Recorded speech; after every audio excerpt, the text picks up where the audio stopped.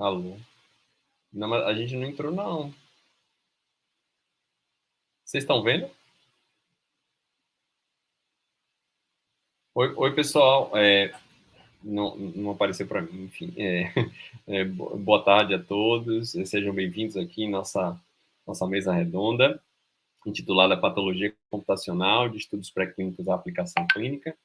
A gente tem agora a honra de receber nossos convidados. Eu vou ser o moderador da mesa. Primeiro vou apresentar o Dr. Washington, né? Ele é professor da UFBA e também pesquisador da Fiocruz. Seja bem-vindo, Washington. O professor Rodrigo, que é professor lá da UFES, na área de computação, o professor Ângelo, também da UFES, de engenharia elétrica, e a professora Emanuele Santos, da Universidade Federal do Ceará, também na área de computação. Somos todos pesquisadores do projeto PathSpotter, coordenado aí pelo Dr. Washington. E quero agradecer também à organização do evento, tá sempre muito bem feito, né? Todos os anos, esse ano não poderia deixar de ser.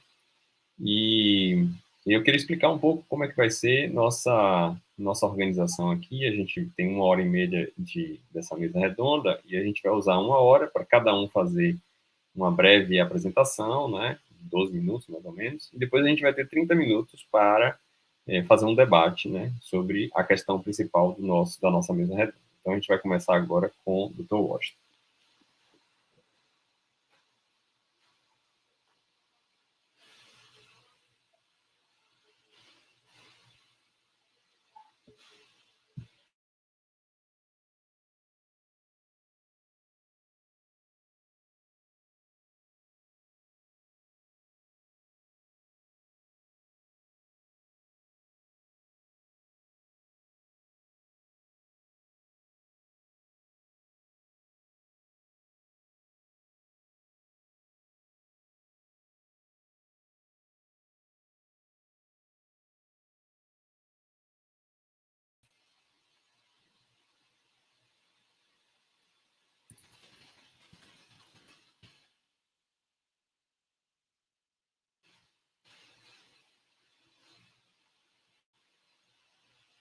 Washington, você está com o microfone mudo.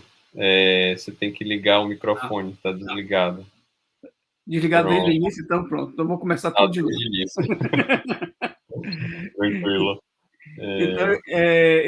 Então, como eu estava querendo dizer, eu agradeço ao Luciano por ter organizado essa mesa e também agradeço às pessoas que estão assistindo e gostaria muito que elas participassem dessa discussão, que isso é muito importante para o nosso projeto. Eu fiquei de falar a vocês um pouco sobre os desafios de você conduzir um estudo da fase pré-clínica para a fase clínica. Muito bem, eu gostaria de iniciar mostrando esse slide aqui. Esse slide, ele é um slide que ele mostra um esquema de como funciona a pesquisa biomédica. As questões das pesquisas biomédicas vêm da clínica. Essas são as questões relevantes, são aquelas questões que no dia a dia o médico, o patologista, o enfermeiro, o fisioterapeuta lidam quando estão em contato com o paciente. E essas questões elas são examinadas na própria clínica e no laboratório. Existe uma grande interface AIA de sobreposição de trabalho entre o laboratório e a clínica.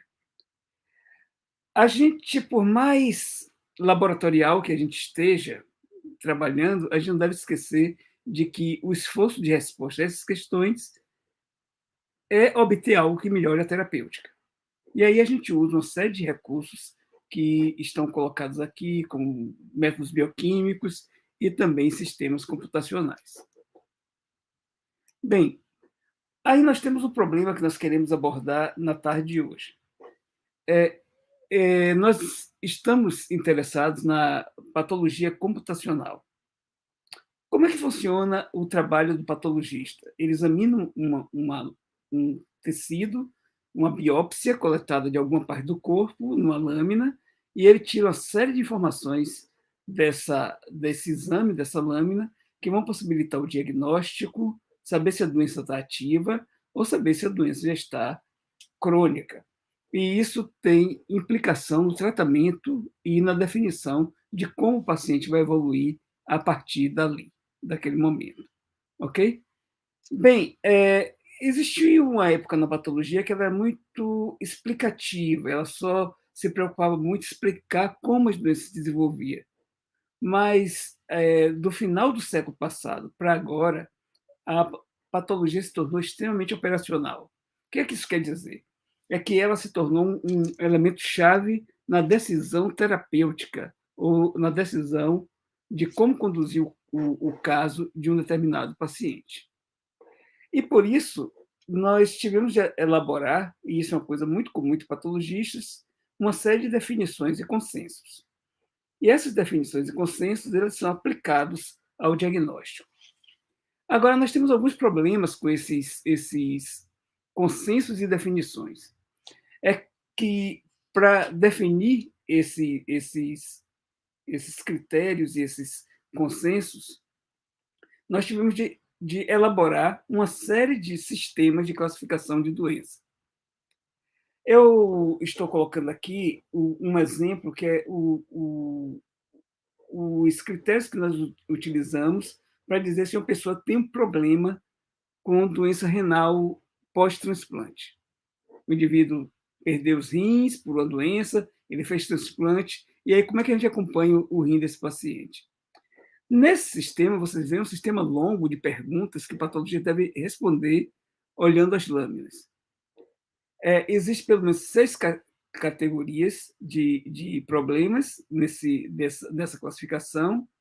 Nessas 6 categorias, a gente tem 25 condições que a gente tem que procurar nessa lâmina, e a gente utiliza 13 critérios para algumas dessas condições, e para cada um desses 13 critérios, mais ou menos 4 definições. Bem, isso se torna um trabalho extremamente tedioso, um trabalho que consome bastante tempo. Uma outra coisa que acontece com o diagnóstico de patologia é que, às vezes, a lesão ela só vai aparecer em poucas das amostras que o patologista tem que examinar. Então, fica, às vezes, fácil se perder essa lesão e ela deixar de ser vista. Então, esse sistema também ele é sujeito a erros. Bom, se a gente tivesse um sistema computacional que pudesse lidar com isso, isso ajudaria bastante a gente automatizar uma parte desse trabalho e o patologista se dedicar muito mais à integração desses dados. Daí veio o PatSpotter, que é um sistema que se propõe a auxiliar o patologista no exame e na aplicação desses critérios de classificação de doenças renais. Bem, para criar um sistema que possa lidar com isso, é a pena que os slides se configuraram um pouco aqui nessa plataforma, mas dá para ver direitinho. A gente tem alguns desenvolvimentos que nós temos que fazer numa fase de laboratório, e depois, antes de que isso atinja o paciente, a gente tem que passar por uma série de etapas de testes clínicos. Bem, a gente tem que escolher o objeto que a gente vai estudar, que a gente acha que pode dar resposta àquela pergunta formulada na clínica. Geralmente, a gente lida com estruturas que podem ser normais ou alteradas, e aí existem definições para essas condições na literatura, que a gente precisa se assenhorar. A gente tem que ver que tipo de abordagem a gente vai utilizar e se já existem soluções para algumas dessas abordagens. E aí a gente tem que ver quais os recursos que nós temos para a gente poder criar esse sistema. Os bancos de imagem que nós temos, os equipamentos que nós temos para utilizar para trabalhar com essas imagens. E depois a gente tem que ver no laboratório os testes que a gente precisa fazer para que a gente diga, bom, temos agora um sistema que pode ser testado no ambiente clínico e a gente vê se isso pode realmente ter um futuro na solução do problema proposto na clínica. Então, quais são os requerimentos que a gente tem que atender para que um sistema esteja pronto para sair da fase pré-clínica de estudo, sair do laboratório, para aplicação, primeiro em grupos restritos da população, depois em amostras mais arrojadas, e depois ser distribuídos e ser monitorado no funcionamento dele no curso do uso. Bem, a gente precisa ter, emergindo do laboratório, um protótipo, e esse protótipo a gente pode já colocar para testes por vários patologistas, mas indicando que isso é para uso em laboratório apenas.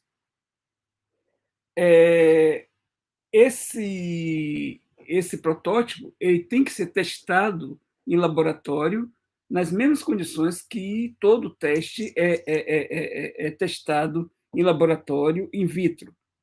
Nesse caso de patologia computacional, o in vitro que a gente tem são aqueles bancos de amostras que nós temos, bancos de dados de pacientes que nós temos e o confronto com as estratégias de solução do problema sobre o qual a gente está trabalhando.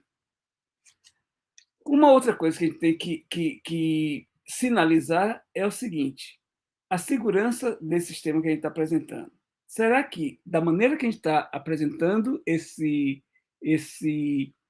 sistema de classificação de doenças computacional, ele é seguro? Ele não vai trazer confusões para o patologista na interpretação de dados ou para o paciente no tratamento? Então, tem que se assegurar de que algumas confusões não estão sendo feitas, de algumas troca de classificação graves não estão ocorrendo com esse sistema nessa etapa.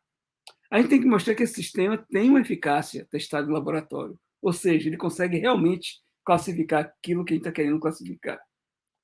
E, por fim, a gente tem um outro ponto, que nisso a patologia computacional é diferente dos outros elementos que a gente produz em laboratório para uso clínico.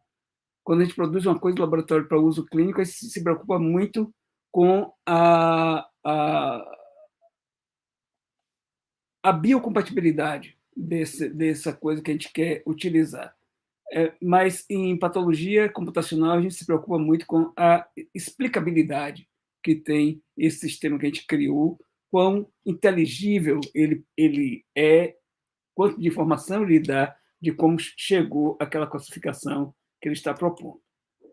Bem, esse trabalho ele vem sendo desenvolvido por uma equipe bastante ampla.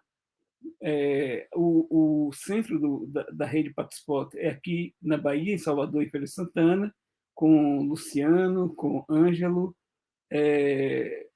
e nós temos colaboradores próximos da rede, como Emanuele, Michele e Flávio, e uma série de estudantes que estão envolvidos e algumas colaborações que nós temos. E nós temos algumas agências que têm nos dado suporte nesse período. Muito obrigado.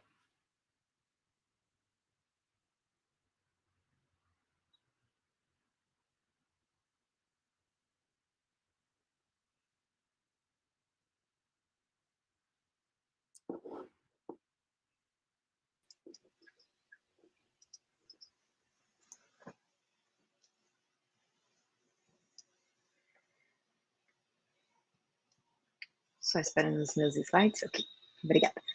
Boa tarde, pessoal. Eu sou a Emanuele, né, como o Luciano apresentou, sou professora lá da Universidade Federal de Ceará, e hoje eu vim falar aqui um pouco sobre os desafios e soluções para anotação de dados, né? O Dr. Washington, durante a fala dele, ele tocou em vários pontos nessa questão de como a anotação é importante, principalmente no que se refere ao consenso entre os especialistas, né? E agora eu vou abordar a importância dessas anotações para os modelos de inteligência artificial e de machine learning, né? Vou primeiro motivar aqui a minha fala, que as técnicas de inteligência artificial e machine learning, elas requerem uma grande quantidade de dados, né? E eles têm que ser, além de ser um grande volume, eles também têm que ser de boa qualidade, certo? Bem, quando se refere às anotações em imagens, a gente pode ter diversos tipos de anotações, desde, né, quadrados, né, como bounding box, né, do inglês, até cuboides, né, se você estiver interessado no volume, esses pontos e marcos, que é justamente quando você tenta, principalmente para algoritmos que querem detectar emoções, né, em faces, linhas e curvas, né, textos, polígonos, então tem uma grande variedade de tipos de anotações em imagens. E quando a gente vai lidar com dados médicos, isso é até um pouco mais complicado por causa da sua natureza bastante especializada, né? Então, não é qualquer pessoa, né? Vocês já devem ter trabalhado, né, até a gente, né, sem saber que está fazendo isso, mas toda vida que você vai preencher um CAPTCHA, né, que você tem que dizer qual que tem aquele naquela, principalmente o reCAPTCHA, né, do Google, que você tem que dizer o que é que tem ali naquela imagem, você está anotando os dados, né? E quando a gente vai falar, vocês provavelmente nunca viram uma imagem médica, né, nesses reCAPTCHAs, porque justamente tem certos requisitos que você não pode utilizar, né, de forma geral. E a parte específica de anotação, ela tem um alto custo, né, porque o especialista tem que ser, né, médicos, né, com vários anos de experiência. Isso é bastante trabalhoso, como o Washington comentou, né, na fala dele, o Dr. Washington, de você ter que examinar várias lâminas e olhar, às vezes, são pedaços diferentes, né, do órgão que está sendo examinado, e algumas coisas que aparecem numa lâmina não aparecem na outra, então isso é bem trabalhoso, que tem que olhar com muito cuidado, e bastante demorado, né? Então, o que a gente quer tentar reduzir isso, né? Como é que a gente pode conseguir mais dados anotados, reduzindo a utilização dos especialistas, né? Eu trouxe aqui algumas, né, categorias de soluções que visam resolver esse problema. Eu vou mostrar um pouco sobre, né, crowdsourcing, pipeline de aprendizagem ativa e a aprendizagem semi-supervisionada, principalmente com os datasets sintéticos, né, que eu falo um pouco mais lá no final. Então, vamos começar aqui com o crowdsourcing, né. O crowdsourcing é aquele exemplo que eu falei, né, de você anotar uma imagem do Google, ele está delegando, né, terceirizando essa tarefa de anotar para pessoas, né, uma multidão de indivíduos, é por isso que vem esse nome de crowdsourcing. E foi muito usado, tem sido muito usado com bastante sucesso para anotações gerais, né. E aí, as pessoas da medicina resolveram testar isso também com imagens médicas, né. Então, eles começaram, né, desde mais ou menos 2013, eles começaram a publicar esses trabalhos que utilizavam crowdsourcing, né, que aí é um pouco mais complicado, né, porque são imagens médicas, e aí você precisa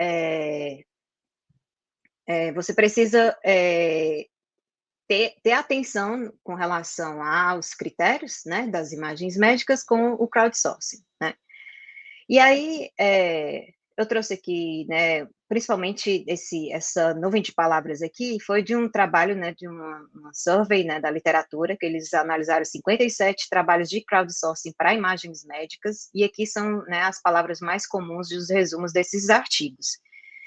E nesse trabalho, ele é bem interessante, porque ele avalia em 5 dimensões, né, sempre que você vai lidar com crowdsourcing em imagens médicas. Primeiro, né, com relação às aplicações, qual é o tipo de tarefa, se né, os meus colegas vão falar mais na fala deles sobre isso, mas se é uma classificação, se é uma segmentação, né, qual é o tipo de imagem, se é uma imagem do cérebro, se é uma imagem do pulmão, ou é uma imagem histológica, tá certo? Quanto à interação, que é a segunda dimensão, como é que o especialista interage com essas imagens, ele clica, ele tem que marcar uma região, ele tem que só dizer o nome do que ele está vendo, tá certo? Então, essas abordagens diferem nessas diversas categorias.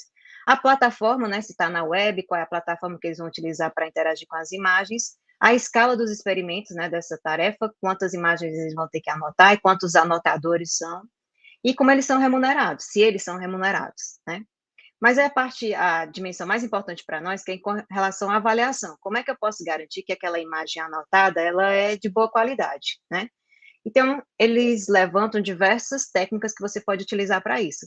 Desde pré-processamento, né, você fazendo filtragem de anotações, eu removo os anotadores que não são de boa qualidade, eu testo isso com seja com tarefas que eu sei que ele não deveria errar, né, uma tarefa bem simples, até mesmo colocar dados que já foram anotados por especialistas e comparar com a anotação dos especialistas, e agregação de resultados, que eu tenho várias anotações, e aí eu faço, tipo, como se fosse realmente né, wisdom of the crowds, e pego quais são o consenso aqui entre aquelas anotações, certo? Inclusive comparando com um padrão ouro, né, com especialistas. E esse é o pré-processamento, né, para eu garantir que as imagens são de qualidade. Uma outra questão é com relação realmente à avaliação se aquela anotação ela é útil, né?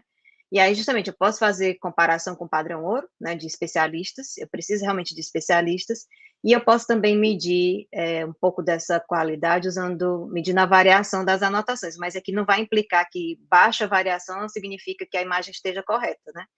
Mas, normalmente, quando tem uma alta variação, significa que a imagem pode estar errada. Então, assim, eles medem com cuidado aqui também essas medidas estatísticas. E aqui eu trouxe um exemplo, né, de um trabalho que utiliza crowdsourcing estruturado, né, nesse caso ele usa especialistas de várias expertises, né, de especialidades, tem os sêniors, os júniors e os estudantes de medicina, e aí eles chamam de estruturado porque justamente ele separa as tarefas mais complicadas para os que são sêniors e as mais triviais para os que são os estudantes de medicina. E aí, com o mínimo de treinamento, ele consegue atingir uma grande redução, né, um grande volume, foram mais de 20 mil imagens, né, de imagens anotadas a partir desse experimento aqui com 25 pessoas, certo? Outra abordagem, né, são os pipelines de aprendizagem ativa, que aí, nesse caso, eu trouxe aqui uma imagem, né, do Medium, que eles explicam bem nessa forma de diagrama, que você começa com o modelo inicial treinado, né, anotado por humanos, você passa por um modelo de machine learning para gerar as classificações, com base num certo grau de confiança, e essas anotações que são, né, menos confiáveis são selecionadas por especialistas humanos que corrigem ou confirmam, validam aquela anotação, e esse dado pré-processado, né, atualizado, é passado de novo para o modelo de treinamento, e com isso você vai melhorando os resultados do modelo. Isso aqui é o que a gente chama também de human in the loop, né? Então, também tem sido usado recentemente. E aqui eu também trouxe um exemplo de um trabalho desse tipo, que ele usa, né, uma etapa onde o humano corrige, ele, com poucos cliques, né, poucas anotações, ele consegue melhorar bastante o resultado do modelo. E aqui nos gráficos eles mostram que a quantidade de tempo por anotações eles vão reduzindo à medida que o modelo vai iterando, né? E eles mostram, né, que, com base nesse modelo, eles usam um classificador e conseguem um bom resultado de segmentação aqui de imagens. E, por fim, a última abordagem, né, outra categoria de abordagens é a aprendizagem semi-supervisionada. E aqui a gente vai usar datasets que foram, né, gerados automaticamente, né, que é por isso que a gente chama de fábrica de dados anotados. Então, eles usam as redes generativas adversariais para fazer esse treinamento, né, de segmentação, que chama semi-supervisionado, porque eles vão utilizar dados que são anotados e não anotados em conjunto, né? Então, eles começam treinando, aí tem essa proposta, né, que justamente que é a técnica mais recente, né, que mais bem sucedida até então, proposta pela NVIDIA, que treina com dados não anotados nessa arquitetura, que é uma StyleGAN, que já era uma arquitetura anterior, que vai produzir essas imagens sintéticas realistas, e depois ele vai treinar uma rede de coder, né, para produzir essas anotações baseadas no nível de pixel, né? Então, quando os pixels são em consenso, né, ele consegue gerar essas imagens sintéticas com detalhes bem detalhadas nas anotações, a partir de poucas imagens anotadas, certo? E aí, como é que isso foi usado, né, em patologia? Né? Eles usaram justamente esse modelo do dataset GAN, né, e eles começaram com poucos exemplos de imagens anotadas, né, manualmente, foram 24 exemplos, e eles treinaram essa rede, e aí eles conseguem gerar resultados bem promissores, né, dessas anotações praticamente sem intervenção do especialista, né? Algumas limitações que eles trazem em relação a dataset GAN é porque, por exemplo, para treinar esse modelo no hardware que eles tinham, eles demoraram 2 semanas, né, para treinar o modelo. Então, ainda exige muito hardware, né, processamento computacional para poder chegar a performance que eles, talvez, que chegue ao nível de um ser humano, né. Mas aqui já bem promissor, né, e outra questão também foi em relação à resolução da imagem, que eles não conseguem, o hardware que eles tinham não era possível de atingir a resolução que o dataset GAN original atingiu, tá certo? Bom, eram essas 3, né, categorias de soluções, e aí eu levanto como questão, né, para o painel, justamente de como a gente vai evoluir a partir daqui, né? Existem algumas limitações dessas técnicas, principalmente no quesito de como garantir, né, essa qualidade dos protocolos que foram utilizados para avaliação, e como é que a gente pode combinar essas técnicas, né, que essa do crowdsourcing parece bem interessante, mas muitos pesquisadores são, né, céticos em relação a ela, que acreditam que é muito complicado de configurar os experimentos com ela, né, e a qualidade da imagem das tarefas, principalmente, porque muitos não utilizam a tarefa real, eles utilizam tipo um proxy, e aí como é que você transfere isso para a tarefa realmente real do patologista, certo? E era isso. Concluo a minha fala. Obrigada.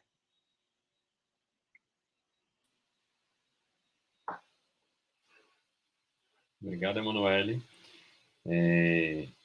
Então, eu sou o Luciano Oliveira, né? Sou professor do Instituto de Computação aqui da UFBA. Eu sou também coordenador do iVision Lab, né? Um laboratório de pesquisa em visão computacional. Então, dentro desse tema de patologia computacional, né? O que eu vou falar são as tarefas fundamentais da visão computacional aplicada à patologia, né? E pegando um pouco do gancho de Emanuele, ela falou muito sobre geração de anotações, e isso é extremamente importante. Ela falou de técnicas, né, tanto semi-supervisionadas quanto totalmente supervisionadas para fazer anotação, mas uma vez que a gente tem os dados anotados, né, a gente vai falar sobre um modelo específico de reconhecimento de padrões em imagens, que é um modelo supervisionado. Então, esse modelo supervisionado, ele vai exigir uma certa quantidade de dados, dependendo do modelo, e ele vai gerar, né, um determinado modelo que pode generalizar na sua predição, né? Basicamente, o que a gente vê na tela agora é um fluxo de aprendizado de máquina tradicional, onde a gente tem uma entrada, um extrator de features. Esse extrator de features é um modelo matemático bem específico, e ele já é pré-definido, então a gente espera que ele seja generalista o suficiente para representar a minha imagem de forma a ajudar o meu classificador, né?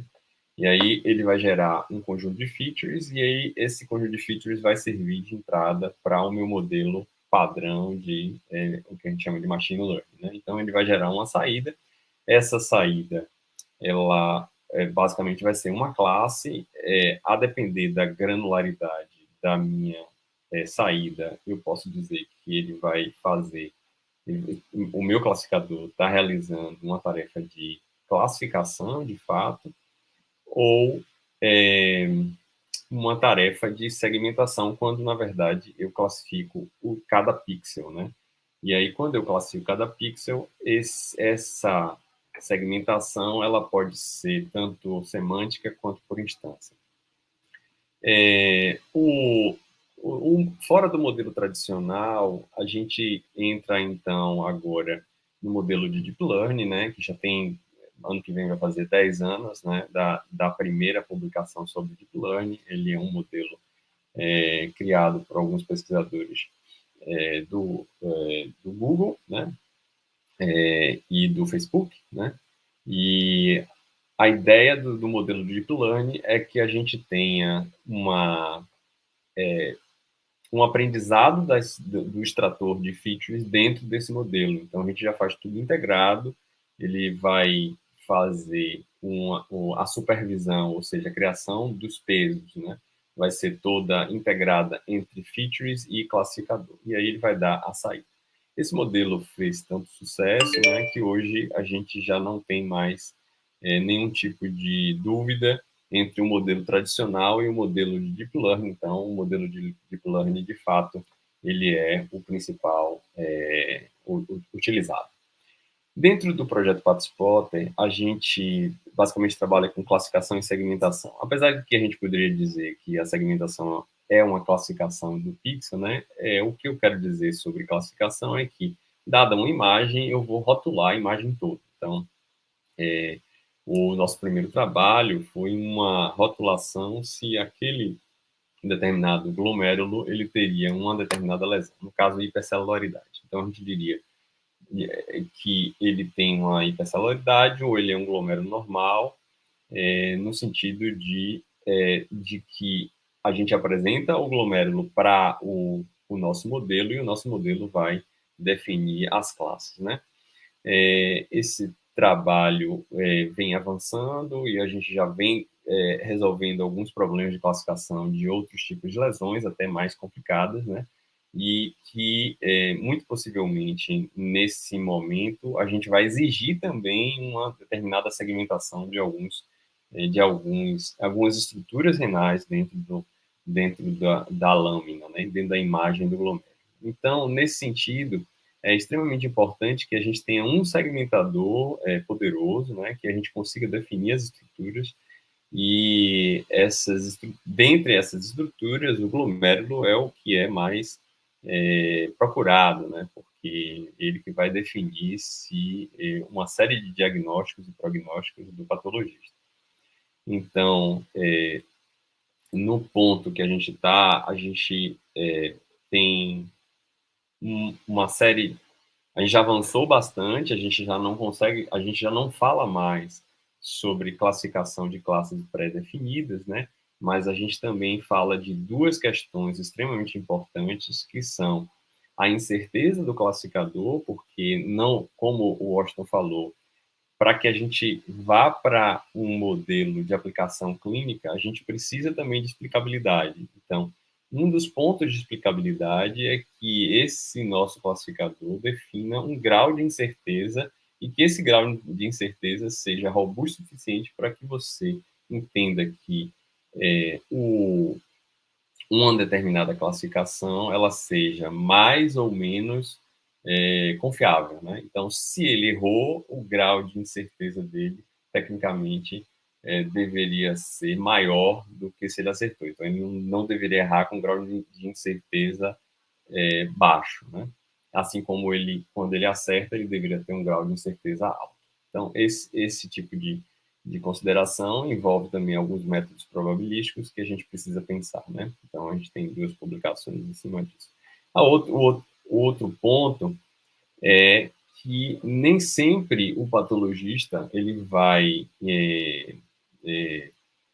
acreditar, né, ou ele em algum momento ele pode esquecer quais são as classes que ele pode passar para o classificador. Nesse sentido, a gente tem, vamos supor, um classificador de 4 classes e aí a gente só poderia passar essas 4 classes, mas a gente pode abranger isso mais, né, trabalhando com os sistemas que também podem dizer, olha, eu não sei que classe é essa, né? E para eu dizer que eu não sei que classe é essa, a gente tem que também evoluir no sentido de não fazer uma classificação dura.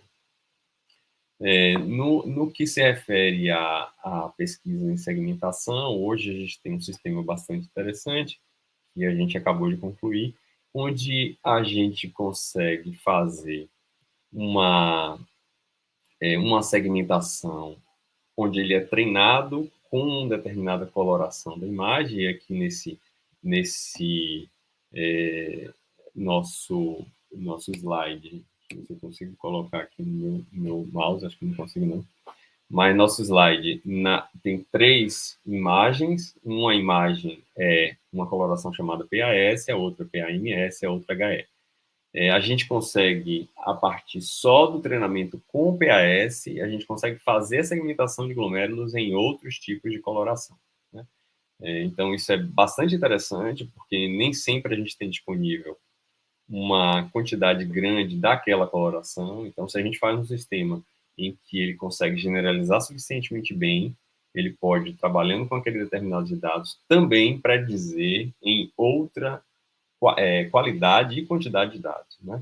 Então, essa nova arquitetura que a gente está trabalhando é uma arquitetura que trabalha com dois tipos de strings, né? Um string de borda e um string de não borda, né? Digamos assim, e principalmente com modelos de atenção que hoje em dia estão bastante em voga, né? Por darem bons resultados no sentido geral, principalmente na segmentação. Então, a gente tem obtido excelentes resultados de generalização e, de fato, esse deve ser um caminho que a gente deve seguir para, principalmente, generalizar. Então, todas essas questões, para fechar aqui a minha apresentação, a minha parte da apresentação, elas devem ser pensadas no sentido de que, quando a gente vai para a aplicação clínica, quer dizer, a gente tem falado o tempo todo aqui de aplicações pré-clínicas, né? Então, são aplicações feitas em laboratório, eles são bem definidas, testadas muitas vezes em modelos muito canônicos, né? Em dados muito canônicos, né? Onde a gente sabe bem a distribuição, mas quando a gente vai para o modelo da aplicação clínica, a gente tem que pensar um pouco mais sobre a questão da classificação e do reconhecimento de padrões num ambiente mais selvagem. Em inglês, a gente chama disso in the wild, né? Então, a gente vai fazer a classificação in the wild. Então, nesse sentido, eu deixo aqui meu contato e passo a palavra agora para o professor Rodrigo.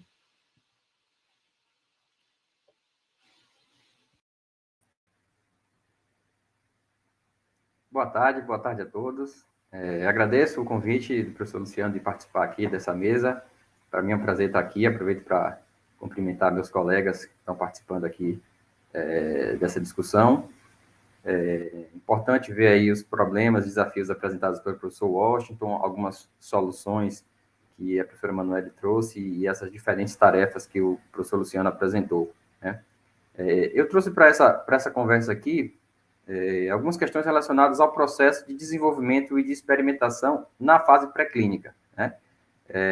Como o professor Washington falou no início, né, a gente tem que passar por esse processo de amadurecimento, de desenvolvimento e de validação, né, desses métodos para torná-los aptos a serem utilizados e validados ainda numa etapa clínica e por fim, utilizados na prática, né? Então,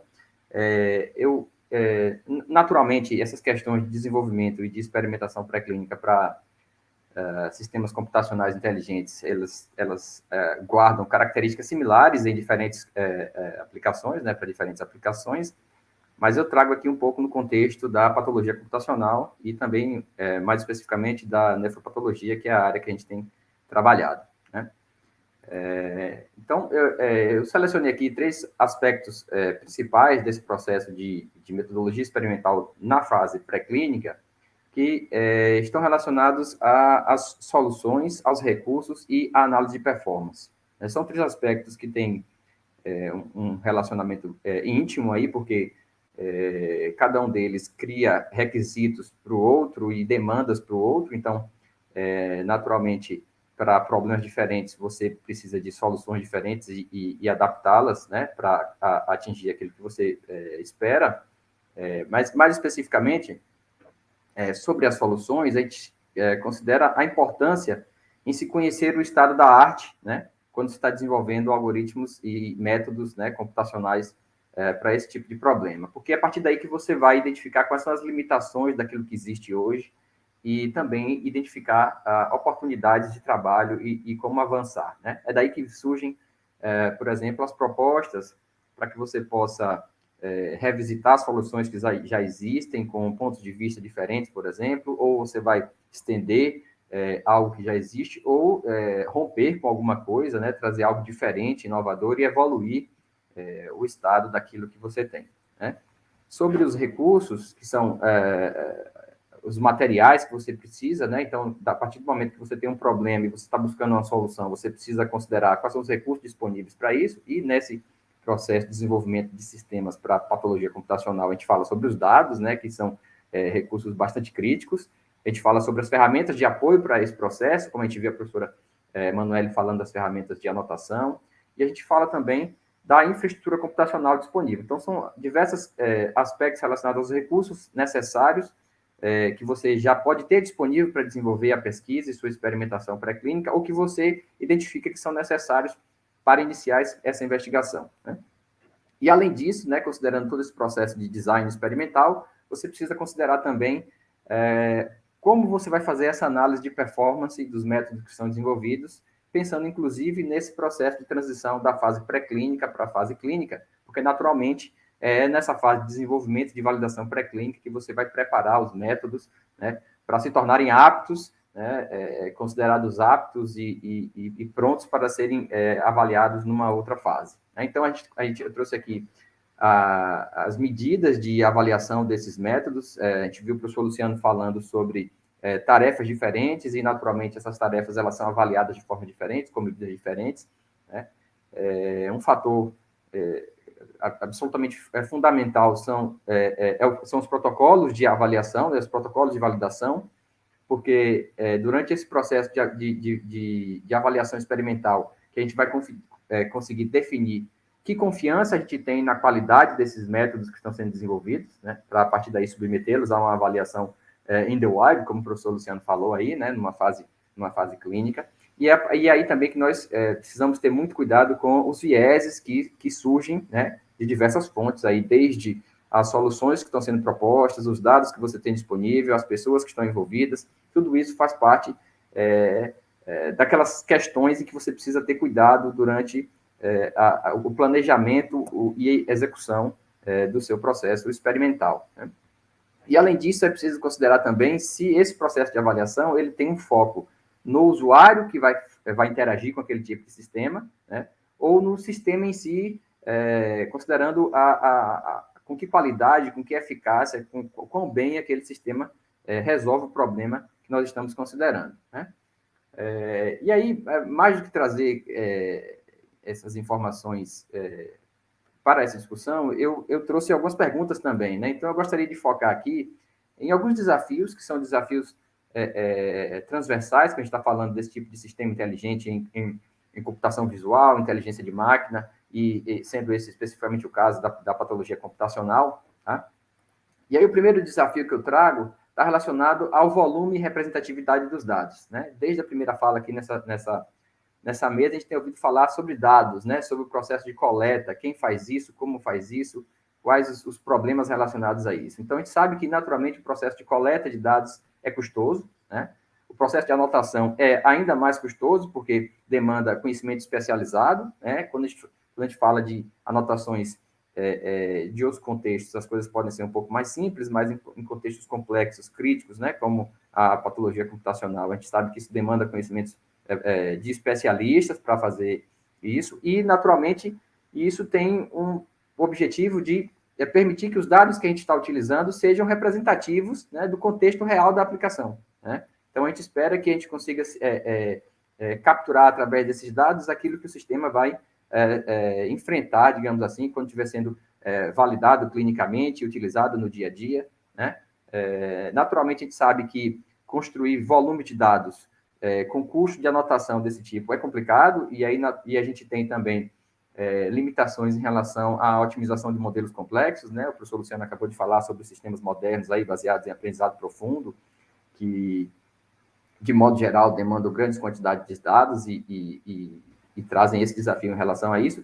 E, ao mesmo tempo, como a gente está considerando aqui um processo de preparação desses métodos, dessas propostas, para estarem aptos à avaliação pré-clínica, avaliação clínica, a gente precisa que eles sejam avaliados num contexto robusto de avaliação, né? Para que esse contexto de avaliação consiga minimamente refletir aquilo que ele vai enfrentar posteriormente na avaliação clínica, e a gente consiga atestar que o método está pronto para isso, né? Um outro problema bastante comum em relação a aprendizado de máquina e esses sistemas de inteligência computacional, para visão computacional, é o desbalanceamento e a generalização desses dados. Né? No contexto de patologia, a gente sabe que existem diversas lesões que são consideradas raras, por exemplo, e a obtenção de dados em volume para esse tipo de dado, para esse tipo de problema, é ainda mais difícil. Né? Por outro lado, considerando, inclusive, as diferentes técnicas que nós temos visto aqui nessa tarde, é importante avaliar, por exemplo, com que qualidade, com que eficácia esses sistemas são capazes de tratar estruturas consideradas normais, saudáveis, né, nas lâminas que estão sendo analisadas, e estruturas que têm algum tipo de variação em relação à lesão. Né? Então, não necessariamente os algoritmos e os métodos eles vão ter a mesma capacidade de detectar, de segmentar estruturas, né, do tecido, se eles estiverem em suas condições normais ou em condições de lesão. Né? Além disso, a gente sabe que essas patologias, elas costumam aparecer com variações de apresentação e que podem ser variações de apresentação visual, pode ser variações relacionadas ao estágio de desenvolvimento ou à espacialidade com que ela se apresenta na lâmina, nas estruturas histológicas, e, naturalmente, isso faz com que a gente tenha mais um desafio em relação àquilo que a gente precisa resolver para construir algoritmos e métodos que consigam enfrentar o mundo real para ajudar os especialistas a resolver os problemas. Né? Em patologia computacional, a gente enfrenta também os desafios relacionados a diferentes fontes, né? Quando você tem dados que são produzidos por diferentes laboratórios, em diferentes equipamentos, e isso traz variações para como esses dados são gerados e como esses dados são capturados, como eles são digitalizados.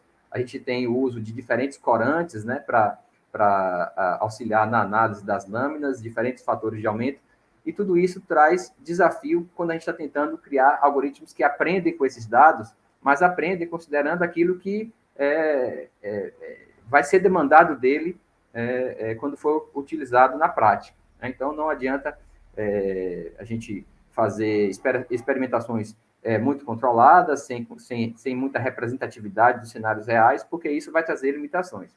Claro que contribuições nesse sentido são importantes, mas desde já é importante que a gente mantenha isso no foco para que os métodos que são desenvolvidos eles sejam cada vez mais robustos e consigam, aos poucos, ganhar qualidade para a gente conseguir fazer essa transição da avaliação pré-clínica para a avaliação clínica. E aí eu trago aqui sobre essas questões de protocolo experimental, talvez, como eu falei, mais perguntas do que respostas, né? Porque um ponto extremamente importante é quais perguntas você pretende responder, né? Se eu estou trabalhando com classificação, com segmentação, com detecção de estruturas nas lâminas, eu preciso ter muita clareza sobre que perguntas eu vou responder, porque isso vai direcionar como eu faço toda a estruturação do processo experimental. Por exemplo, isso vai me ajudar a definir como é que eu vou particionar os meus dados. A gente sabe que o material é coletado de um determinado paciente, aquele material de um paciente pode gerar diversas amostras que vão ser utilizadas no processo de treinamento desses algoritmos de aprendizado de máquina, né? E aí eu preciso saber como eu vou particionar isso, né? Se eu vou utilizar os dados de um mesmo paciente, se eu não vou utilizar os dados, se eu preciso usar dados de pacientes diferentes, de laboratórios diferentes, né? O professor Luciano falou sobre a questão da generalização para corantes diferentes, né? E aí vem toda essa questão, né? Como é que eu vou avaliar a capacidade de generalização dos métodos que eu estou propondo, né? E, por outro lado, como é que eu vou garantir que aquilo que eu estou executando e, no final, tirando conclusões, seja algo que eu consigo reproduzir, né? Como é que eu faço para que os meus experimentos possam ser reproduzidos para alcançar conclusões equivalentes àquela minha, né? E mais do que isso, né? Quando a gente fala de generalização, a gente traz a ideia de que é possível reproduzir aqueles experimentos, mesmo considerando dados diferentes daqueles para os quais o meu algoritmo foi otimizado, digamos assim. Né? E, por fim, a gente tem aqui questões relacionadas à quantificação e à análise da eficácia. Né? É importante, considerando cada uma das tarefas, né, de patologia computacional, a gente saber quão crítico é cada tipo de erro. Né? A gente tem aqueles erros que todo mundo conhece, né? Falsos positivos, falsos negativos, né? Que, de modo geral, são os erros que impactam as medidas de avaliação desses sistemas, e por isso mesmo que é importante a gente ter conhecimento e avaliar quais são as medidas mais adequadas para responder as perguntas para as quais nós estamos tentando responder, né? Para as quais nós estamos buscando resposta, né? A gente sabe que medidas de avaliação de eficácia diferentes capturam sinais diferentes sobre a qualidade do método que a gente está avaliando, né? E, por conta disso, é possível, por exemplo, que você considere explicitamente o desbalanceamento dos dados que você está utilizando.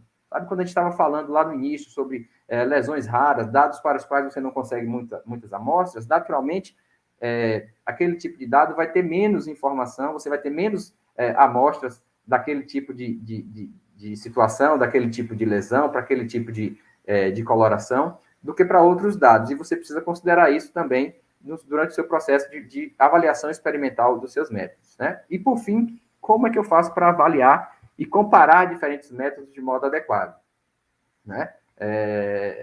Isso é importante, porque quando a gente está tirando conclusões, a gente precisa afirmar coisas, né?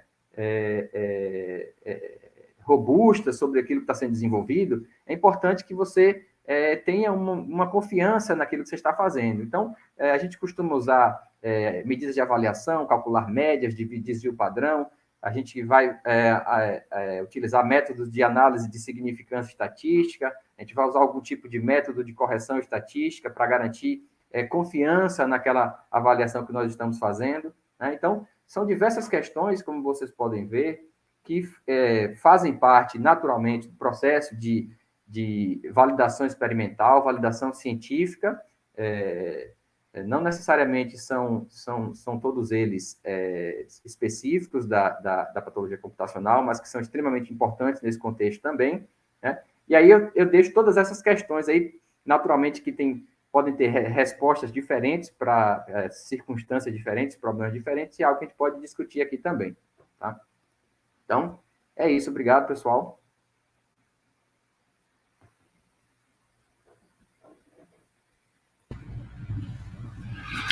Pronto. Muito bem, então coube a mim fechar essa série de palestras. Agradecer ao professor Luciano pelo convite. Eu sou o professor Ângelo Duarte, coordenador do Laboratório de Computação de Alto Desempenho da UFES, e me coube aqui trazer um fechamento e que certamente ainda deixará na mesa muito mais perguntas do que já foram deixadas pelos colegas, que é uma preocupação que nós temos no projeto PathSpotter atualmente, em pensar e em começar a se preocupar com os detalhes técnicos e práticos que farão um dia o software do PathSpotter ser, de fato, usável por médicos patologistas, né? Usados na prática da patologia, que é um dos objetivos principais do projeto. O projeto tem um tripé de objetivos, né? Ele tem o papel de dar suporte na clínica, de dar suporte ao ensino e suporte à pesquisa, e aqui nós estamos basicamente interessados em olhar como é que a gente vai portar o PathSpotter, tirar ele da fase de pré-clínica, da fase de estudos de modelos, e levá-lo para uma posição onde ele possa, de fato, ajudar aos patologistas na sua prática diária. E enquanto estávamos nos debatendo com isso, houve muita discussão e finalmente conseguimos encontrar um caminho que vem através de um marco regulatório, que já é um marco estabelecido já há algum tempo por essa entidade que se chama IMDRF, é uma associação, é um fórum, na verdade, um fórum internacional de diversas entidades regionais, e aqui no caso do Brasil, o representante nesse fórum é a Anvisa. Então, as entidades regulatórias nacionais de diversos países se uniram no sentido de criar critérios para a regulação de dispositivos médicos, né?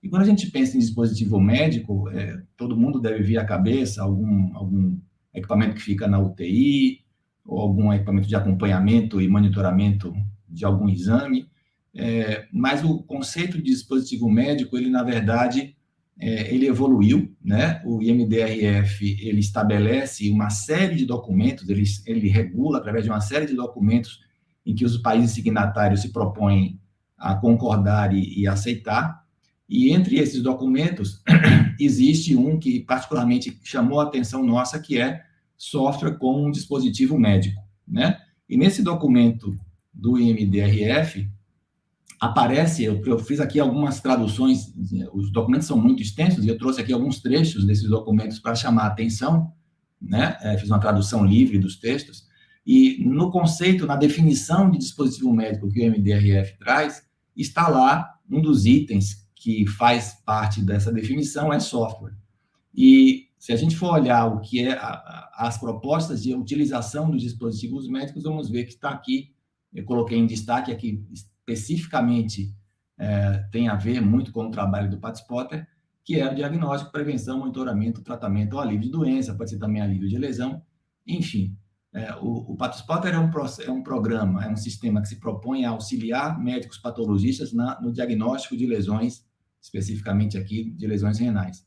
E aí, mais especificamente, para o software, existe um conceito, uma definição, que já é um nome que nós aprendemos recentemente, que é um nome consagrado nessa indústria, que é o nome SAMD, né? A sigla SAMD, ou Software as a Medical Device, né? O software como dispositivo médico. Então, de acordo com características do software, que são definidas também nesses documentos do IMDRF,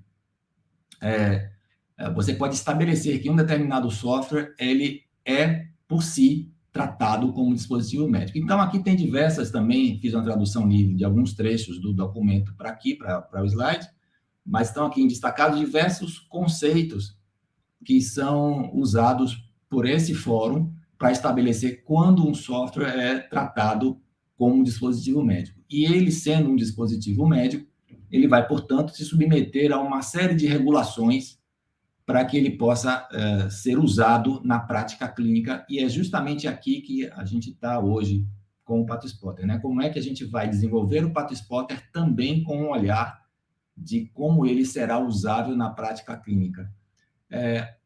O software como um dispositivo médico, ele abrange diversas funcionalidades, e todas elas, por incrível que pareça, todas elas são cobertas ou são atendidas pelo projeto do Pat Spotter, né? Porque basicamente o que nós fazemos é coletar informações a partir de imagens, e essas informações vão suportar diversas decisões tomadas pelos especialistas, no caso aqui, os patologistas.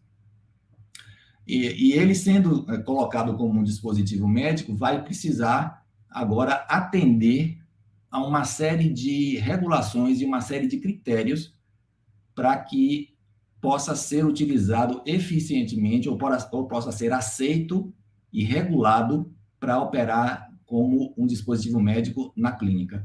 E nós, à medida que fomos descobrindo e entendendo essa dinâmica, percebemos que é um longo caminho, há uma longa distância ainda a ser percorrida para que o software que estamos desenvolvendo hoje, num conceito e num olhar mais de ciência, né? Foi mostrado agora há pouco pelos colegas que me antecederam, diversos problemas ainda no domínio de pesquisa, que estão ainda em aberto, e se nós colocarmos nesse caldeirão mais uma complicação, que é como fazer esse sistema que vai ser desenvolvido ser, de fato, usado de forma regulamentada na prática clínica, temos aí uma ponte, uma longa distância a percorrer. E os dispositivos, os softwares como dispositivos médicos, eles precisarão atender a 3 critérios básicos, a 3 exigências básicas que são definidas pelo Fórum Regulador. A primeira delas tem que passar por uma avaliação clínica, logo na sequência eu vou definir esses conceitos, que a priori são um pouco vagos. Depois ele tem que passar por uma categorização de risco. A categorização de risco é algo muito comum na medicina, você define o tipo de risco que um determinado dispositivo expõe o paciente quando é usado, e também sobre um sistema de gestão de qualidade. Então, esse tripé de características é definido, cada um deles é definido pelo IMDRF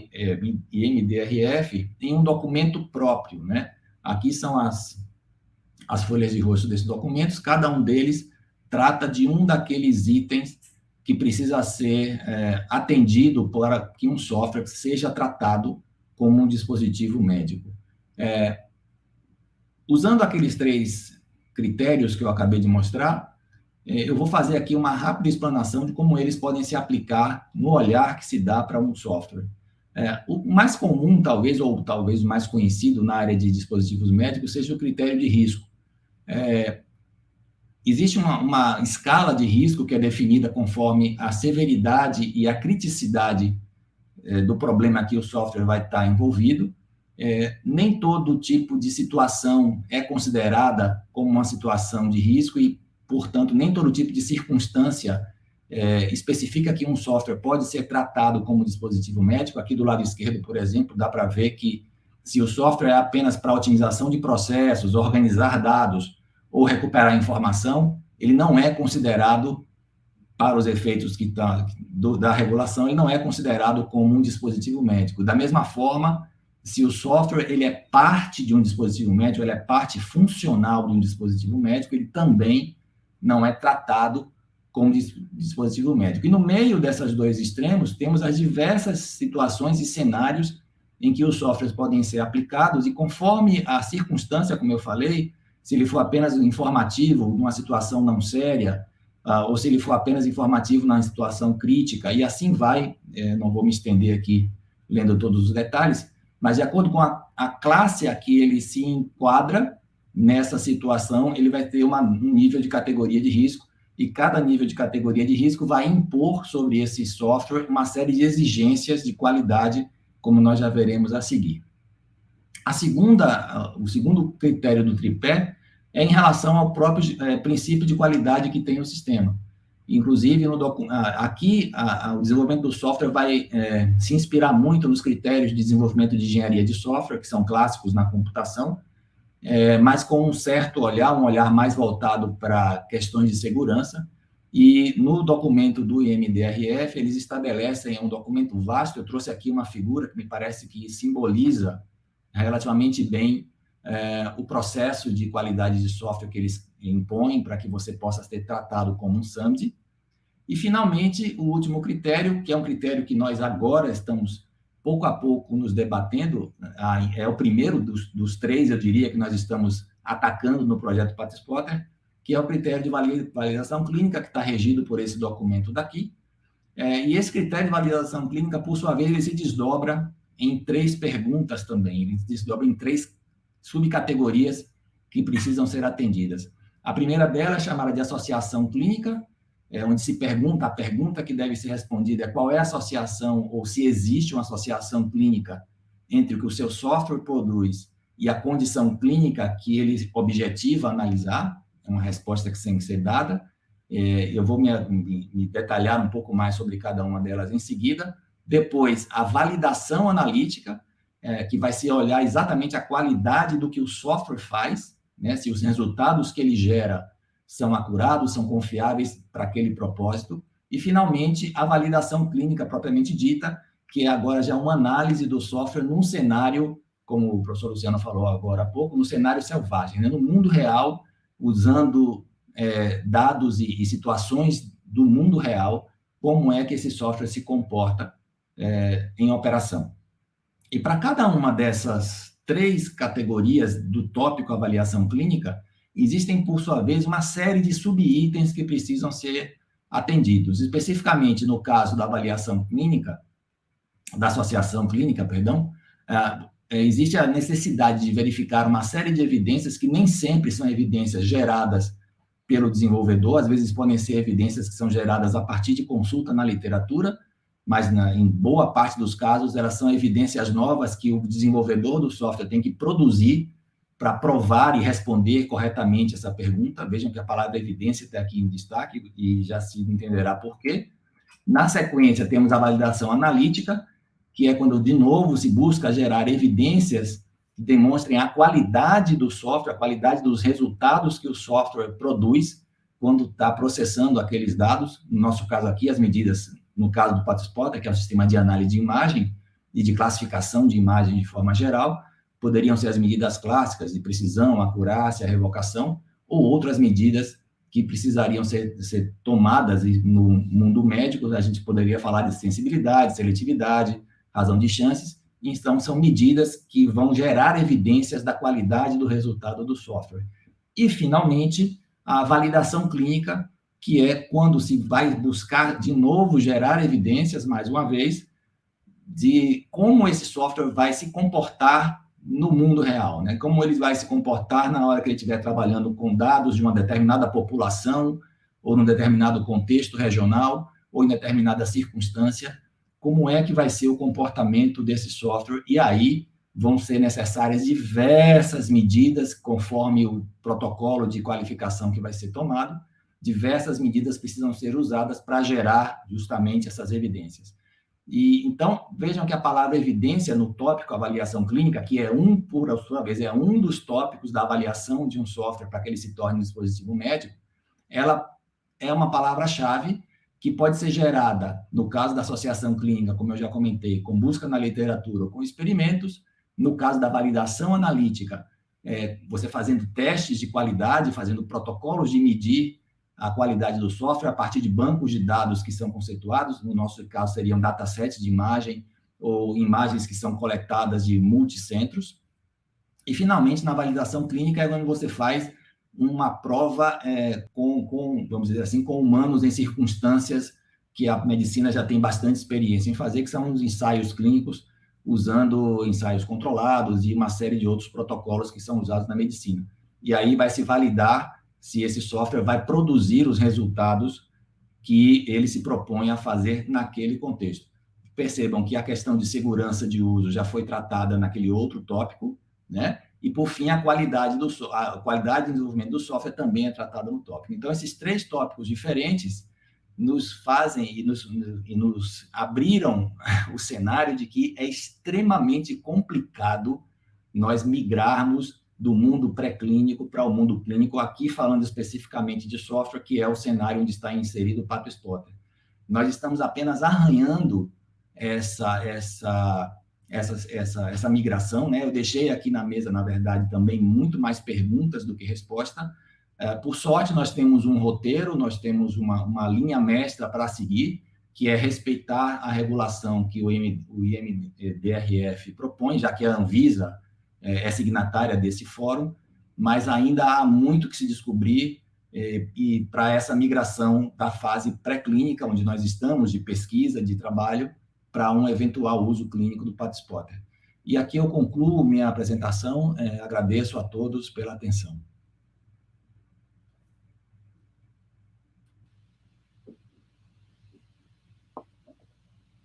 Bom, pessoal, muito obrigado a todos, né? Eu fiquei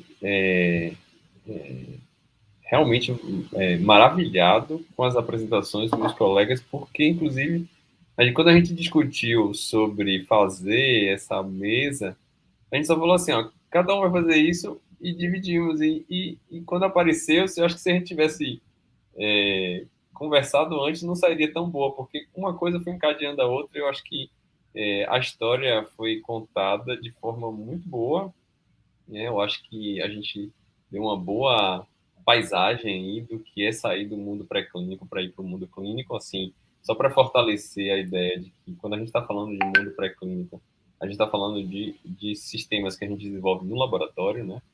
E quando a gente está falando do mundo clínico, são sistemas que já estão sendo acionados, sendo usados ali junto com o patologista, né? E aí eu começo uma provocação e que gostaria de saber de cada um de vocês o que vocês acham que falta, né? O que falta para a gente, e o Ângelo já deu uma ideia aí, que a coisa é complicada, mas o que vocês acham que falta do ponto de vista computacional? Você acha que o que existe na literatura acadêmica, ela reflete bem o caminho que a gente deve seguir para ir para o mundo da indústria, né, no caso da clínica, ou tem coisas acontecendo no background que a gente não sabe e, de repente, esse caminho ele está muito mais curto do que a gente imagina porque nossos olhos estão tampados, porque a gente só está vendo academia, academia, academia. Eu queria saber um pouco a opinião de vocês.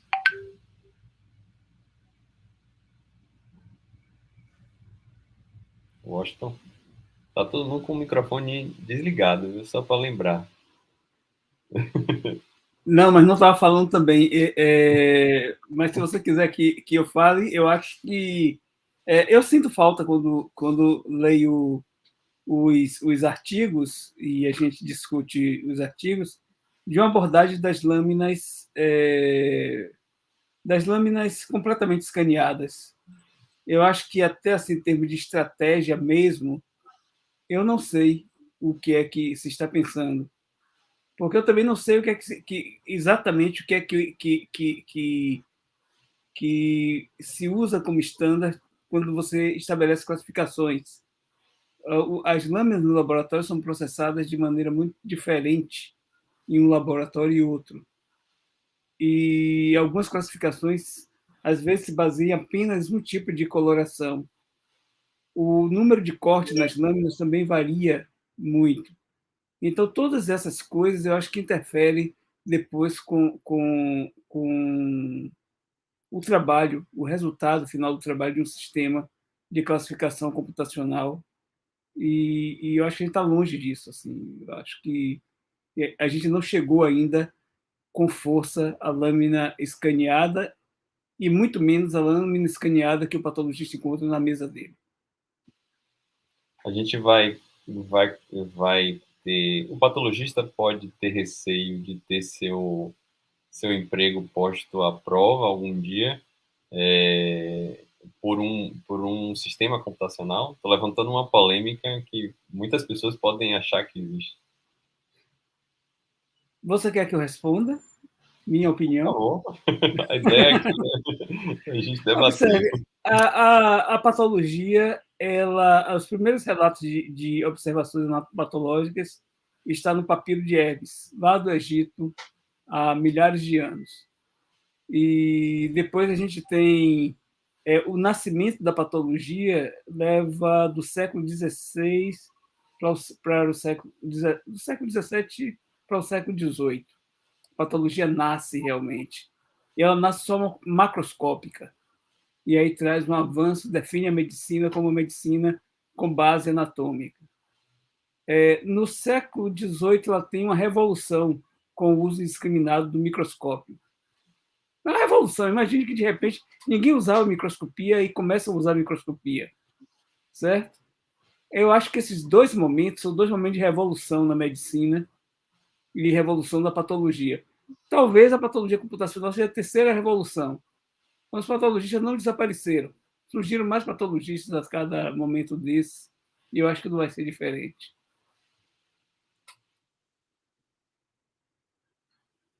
Eu posso fazer uma pergunta aqui, Washington? Essa fala sua, Washington, teve um insight aqui do seguinte: a gente ouve falar, e é a verdade, né, de que o número de patologistas, em geral, tem reduzido, né, no planeta todo. É um fenômeno brasileiro, mas você também já mostrou que é um fenômeno internacional, né? A quantidade de patologistas tem reduzido. E, se eu entendi bem, entre outras coisas, tem a ver com a própria complexidade do processo, né? Se tornar patologista é uma atividade complexa, né? De aprender a analisar imagens. Estou falando aqui pelas imagens que você mostra para a gente nos últimos anos, é uma coisa bem complicada para analisar. Isso acaba, talvez, desestimulando, né, os noviços na medicina a enveredarem por esse caminho. Mas aqui me veio a seguinte pergunta: e se eles tivessem uma ferramenta, né, um microscópio mais sofisticado, auxiliado por computador, que é justamente o que a gente tenta fazer, e que facilitasse o processo de análise, ou que desse mais segurança ou agilidade ao processo de análise, você acha que isso poderia ter um impacto positivo no aumento da formação dos patologistas? Ou seja, mais patologistas aparecerão e não, ao contrário, menos aparecerão? Acho que o fator limitante não é o microscópio, Ângelo. Deixa eu só estabelecer uma coisa, viu? Respondendo ainda a Luciano, patologistas, eu acredito que vão permanecer, mas o patologista não vai fazer a mesma coisa. Como ele não ficou fazendo a mesma coisa quando passou de macroscópio para microscópio. Então, isso o patologista tem que ter em mente. Não tem essa zona de conforto. Agora, voltando à questão levantada por Ângelo, eu acho que o problema não é o microscópio. No meio do século passado, nós tivemos uma revolução. Do começo para o meio do século passado, a gente teve a revolução no ensino médico.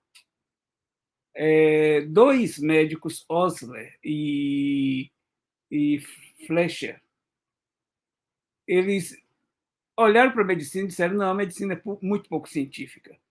Ela tem que se tornar uma coisa científica, tem que ser baseado num conhecimento científico robusto. E quando ele deu uma procurada assim, ele disse: olha, naturalmente o pessoal chegou à conclusão de que a patologia era a base da medicina. Então, quando eu coloquei assim aquela patologia explicativa, é que a patologia se tornou a base da medicina. Para você entender medicina, você tinha que saber patologia.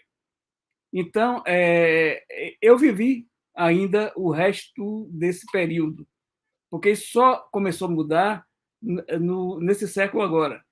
E aí, a mudança que teve na abordagem médica foi a seguinte: a gente precisa de um médico que resolva, e que resolva as questões da medicina básica.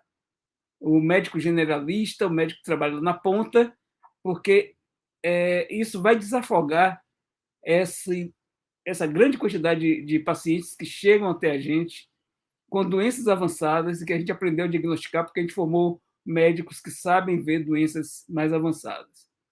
E esse é o enfoque da medicina no momento, e para isso precisou de se diminuir a ênfase nas disciplinas mais básicas, nesse substrato científico. Então, só para você ter uma ideia, existem só 2 faculdades de medicina, eu acho, aqui, 2 ou 3 faculdades na Bahia que têm patologistas na equipe de formação médica.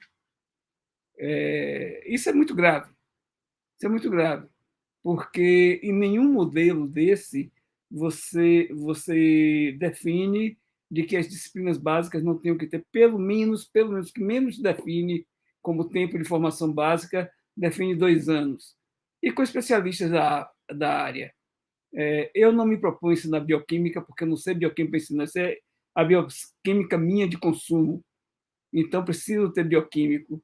E não me avoro a ensinar clínica, eu discuto caso clínico na perspectiva de patologista, e acho muito arriscado que tenha faculdade de medicina onde não tenham patologistas, não tenham bioquímicos, e algumas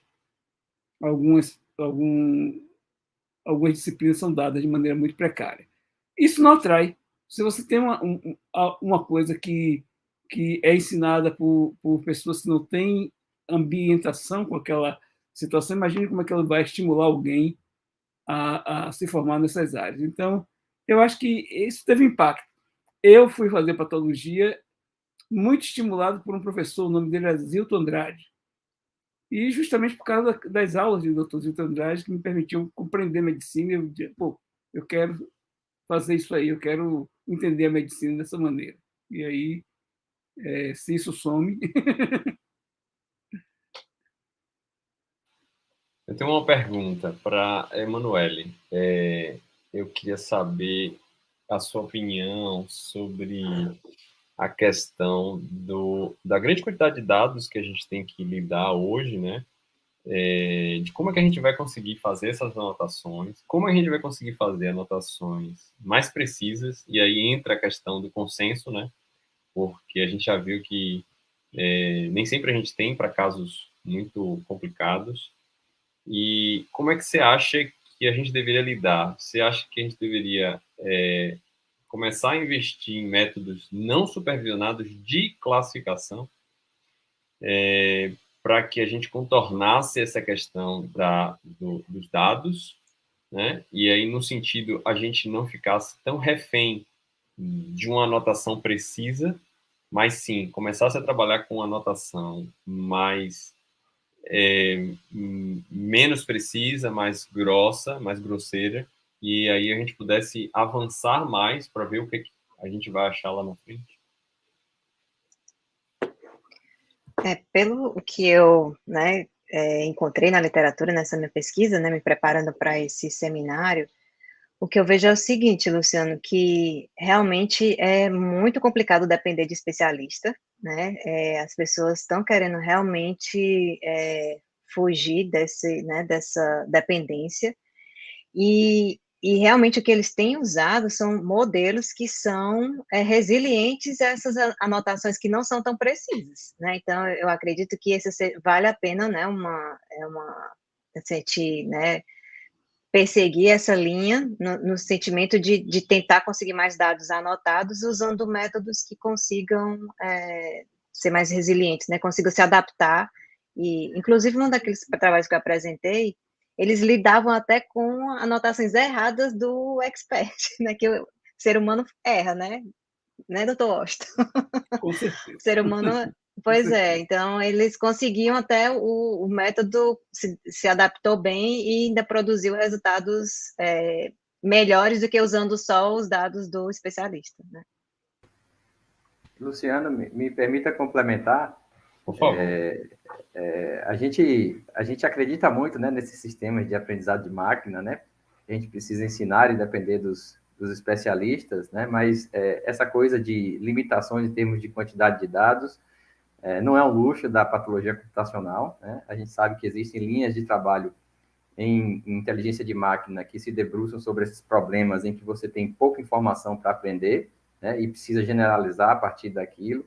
Então, considerar não apenas a pequena quantidade de anotações ou a diferentes precisões, né, o grau de associação entre anotação e dado é algo que tem sido bastante considerado, porque para alguns problemas a gente simplesmente não vai ter dados suficiente para conseguir generalizar, né? Então, assim, e isso talvez nos traga para a sua questão inicial, né, sobre onde está a nossa limitação, né, nessa transição entre o pré-clínico e o clínico e o que a gente considera, né? Assim, talvez uma das coisas que me soam como grande limitação, né, nos estudos que a gente tem acompanhado, seja a falta de trabalhar nessa coisa in the wild, como você comentou, né? Muitos trabalhos importantes que são, mas que se concentram em ou dados muito controlados, ou datasets muito reduzidos, né? E isso traz limitações em relação àquilo que a gente pode concluir nesses estudos e o quanto a gente consegue validar isso, né? Pensando no conceito de software as a medical device que o Ângelo apresentou, né? Para dizer, olha, não, agora eu tenho algo que está preparado realmente para enfrentar as restrições e os desafios de uma aplicação na avaliação clínica, né? Então, eu acredito que a gente ainda enfrenta desafios, digamos assim, hardcore nas tarefas de análise, né, extração de padrões visuais, mas a gente precisa compreender que a solução é multifatorial, né? Então, se a gente tem limitação em termos de dados, a gente precisa trabalhar com modelos que conseguem aprender a partir de poucas quantidades de dados. Se a gente, quando tem limitação em relação à anotação, a gente precisa aprender a como coletar anotações sem necessariamente demandar esse esforço explícito do especialista, né? Como é que a gente captura essa informação de modo transparente? Como é que a gente corrobora informações a partir de dados de fontes diferentes e até de tipos diferentes? A gente tem se concentrado muito aqui em imagens, mas a gente sabe que diversas soluções consideram dados em diferentes modalidades, em que você vai combinar imagens, textos, informações laboratoriais. Então, tudo isso passa pelo aprimoramento das propostas que nós temos feito para permitir que elas consigam estar aptas a fazer essa transição, né, e passar para o processo de validação clínico, né? Eu queria dar um exemplo de tudo que você falou, justamente para ratificar o que você disse, dentro do contexto da pandemia, a gente viu um estourar de ciência para todo lado, assim, as pessoas estavam ávidas para fazer as publicações e apresentar resultados. E o que a gente viu foi muita gente na área de visão computacional pegando datasets de radiografias de pulmão para tentar, a partir da imagem do dataset de pulmão, fazer a verificação se aquilo é um pulmão com COVID com a pneumonia normal ou sem um pulmão normal. E isso foi tanto artigo, eu mesmo tive a oportunidade de revisar alguns deles, e o que a gente percebe, aí depois de tudo, já para o final da pandemia, lançou-se um artigo com análise de todos esses artigos, e o que se concluiu foi que todos eles não serviam para absolutamente nada, porque na prática a coisa era muito mais difícil do que simplesmente você verificar um pulmão numa radiografia e você dizer, ok, ele tem Covid ou não tem Covid, né? Teve um outro artigo que também me chamou a atenção, foi que o sujeito pegou a foto de um gato, colocou dentro de um desses modelos de classificação, e o modelo disse que a foto do gato era um pulmão com Covid. Então, só para a gente ter uma ideia do quão difícil é a gente sair da prática, da teoria para a prática, né? Assim, dos modelos canônicos, dos datasets canônicos, todas essas questões. O que me vem a querer saber, por exemplo, de Ângelo, o que ele acha que, se fosse fazer assim uma análise distópica, né? Como é que você veria um sistema de patologia computacional funcionando na prática, né? Então, quais são as integrações que deveriam ter, o que facilitaria a vida total do patologista para que esse patologista só se preocupasse com a avaliação, de fato, como o Washington falou, do que fosse mais importante, né? Eu pensei muito sobre isso fazendo o slide, e para mim apareceram na minha imaginação vem duas vertentes, né? A primeira vertente é onde você tem um sistema computacional como um parceiro. Então, você tem a sua lâmina, você vai fazer análise, o patologista vai fazer análise, mas ele quer uma segunda opinião. E aí ele pediria essa opinião para o computador, né? Isso vai um pouco no que a gente tem desenvolvido ainda de maneira muito incipiente, né, no próprio PathSpotter, com aqueles serviços na nuvem que a gente coloca, ele pega uma imagem, deixa eu ver se esse glomérulo aqui para mim tem tal coisa, deixa eu ver se tem mesmo. E aí isso é cruel, porque eu creio que os médicos que forem usar esse viés, eles vão claramente só botar para o software os piores glomérulos, né? Porque aquele glomérulo canônico, o Washington vai dizer assim, esse glomérulo aqui eu sei que é normal, não preciso pedir a opinião de ninguém. Mas aquele outro que vai ficar na dúvida, que é justamente o glomérulo complicado, ele vai querer que o computador dê uma olhadinha para ter uma segunda opinião. Então, eu acho que essa é uma possibilidade que me parece muito plausível. Tá aí o Washington depois para me contradizer ou não. Um segundo momento que me parece também natural é que você embarque esses softwares em dispositivos, aí sim, ele talvez deixasse de ser um SAND, né, o núcleo do PathSpotter deixasse de ser um SAND e passasse a incorporar um scanner, por exemplo, que já sairia com a lâmina completamente detalhada, que eu acho que deve ser um sonho para o patologista, né, ele já escaneia, digitaliza, segmenta glomérulo, segmenta todo mundo e já sai contando, tem tantos glomérulos de tal tipo, já dá como um relatório da lâmina, né? Eu imagino que esse seria o sistema dos sonhos. E, eventualmente, o patologista, dependendo do grau de confiança que ele daria para o dispositivo ou não, ele vai checar ou não vai checar, ou vai fazer uma checagem diagonal, né, do que esse sistema entregou para ele. Aqui eu estou especulando, viu, Washington? Me perdoe, estou falando como se eu fosse um patologista, imaginando como é que um patologista usaria o PathSpotter.